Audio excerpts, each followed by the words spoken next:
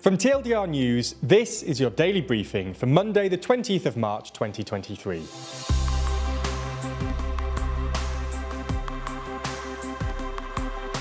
Good afternoon. In today's Spotlight story, we run through the possibility of former President Trump being arrested. This isn't the only thing happening in the world though, so we'll run through three of today's other important stories.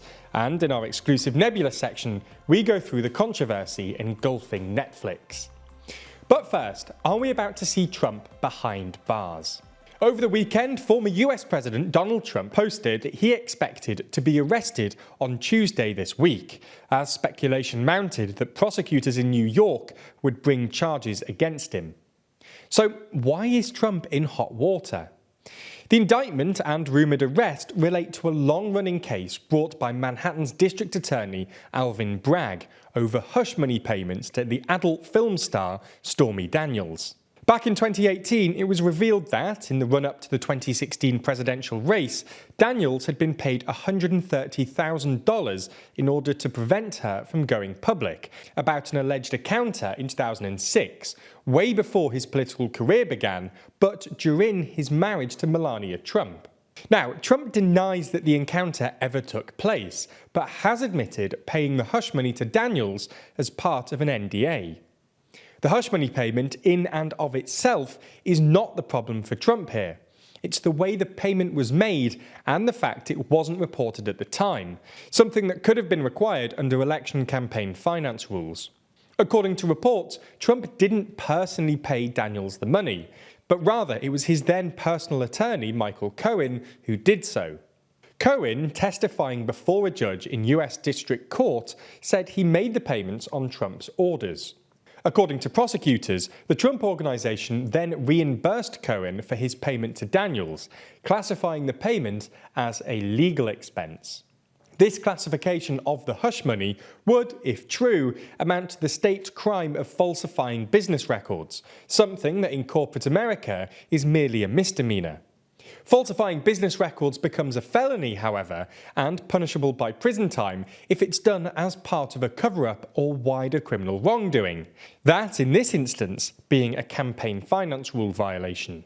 If, as is widely reported and understood, Cohen paid Daniels with the purpose of keeping her quiet during the election, i.e. with the purpose of influencing the natural course of the election, Cohen's payment would amount to an excessive campaign contribution, with both that contribution and the hush money payment needed to be reported to the FEC, the Federal Election Commission. In his post on social media, Trump called on his supporters to protest and take our nation back, which, given the events of January the 6th, 2021, has raised concerns about what could happen. It goes without saying that this is big. If he's arrested and charged, Trump would be the first US president to face criminal charges. He currently lives in Florida, so if indicted, he would be required to travel to New York and surrender himself, something his lawyers said he would do, where he would then have his fingerprints and mugshot taken ahead of an arraignment in court. Okay, so that's our main story for today, but there's a lot more going on around the world. So here's a rundown of three other stories. Montenegro's long-serving president will face a political newcomer in a runoff election after failing to secure an outright victory in Sunday's presidential election. President Milo Đukanović has been dominant in Montenegrin politics for more than 30 years, having served as Prime Minister from 1991 to 1998, 2003 to 2006, 2008 to 2010, and 2012 to 2016, as well as President from 1998 to 2003, as well as from 2018 to the present day. Projections say the 61-year-old president won around 35% of the vote on Sunday, while 37-year-old economist Jakov Milatovic won around 29%, meaning they will face each other in a runoff vote on April the 2nd.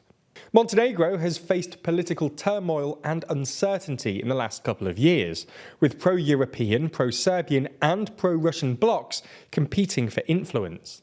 The presidency is a largely ceremonial position, but the vote is considered a key indicator of public sentiment ahead of parliamentary elections scheduled for June. There's more on the way, but be sure to subscribe and ring the bell to make the daily briefing part of your daily routine, or just search for us on your podcast app to listen along. Just a week after agreeing to restore diplomatic relations, Iran's President Ebrahim Raisi has accepted an invitation to visit King Salman of Saudi Arabia, according to Iranian officials. The recent normalization agreement between Iran and Saudi Arabia was brokered by China and took many people by surprise, as the hostility between the two countries had been a key dynamic in the Middle East in recent years. A senior Iranian official tweeted that President Raisi had accepted the invitation to Riyadh and stressed Iran's readiness to expand cooperation. Meanwhile, Iran has also signed a deal with Iraq, which officials say is aimed at tightening border security between the two countries, and Iran's foreign minister says steps are being taken towards normalising ties with Bahrain. For the first time in Australian history, an Australian SAS veteran has been charged with a war crime relating to the murder of a civilian in Afghanistan in 2012.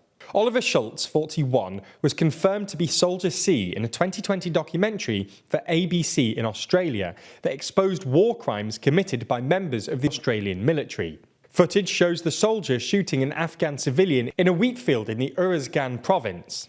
He faces life in prison if found guilty.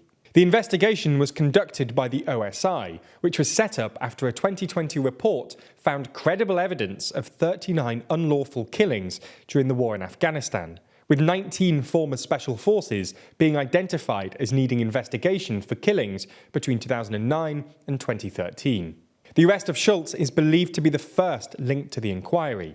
The Australian Defence Force has previously blamed an out-of-control warrior culture within some units. In the final uplifting story today, we discuss the first woman who received stem cell treatment to cure her HIV. Known only as the New York patient, the woman received stem cell treatment 5 years ago and stopped taking antiretroviral therapy, which is the standard treatment for HIV, 3 years later. She has now been off medication for about 2.5 years. Speaking about the case, Dr. Deborah Persuade, the Interim Director of Paediatric Infectious Diseases at Johns Hopkins University School of Medicine, said that "I think we're reluctant to say at this point whether she's cured. Only a handful of people have ever been cured of HIV, so there's no official distinction between being cured and being in long-term remission." That's all we have time for on YouTube today, but if you want to see our discussion of the latest Netflix controversy, then watch the extended ad-free edition of the Daily Briefing over on Nebula. That's the streaming service we're building with a bunch of our creator friends, many of whom you're likely to be already watching. That means that by signing up, you not only get an extended ad-free daily briefing every single day, you also get to watch exclusive and ad-free videos from the best educational creators on YouTube. That's things like Real Life Law's incredible Modern Conflicts, which breaks down contemporary disputes around the world, Neo's Underexposure, which beautifully dives into complex and shadowy topics you've always wanted to know more about, or Extremities from Wendover Productions, which uncovers some of the world's most remote places. All of these are only available on Nebula, just like our extended daily briefings and a whole bunch of other exclusive TLDR content which never comes to YouTube. If you want to sign up, use the link in the description so that they know you came through us. That helps us out a whole lot, as does watching on Nebula more generally. So thanks for signing up, and we'll see you on Nebula.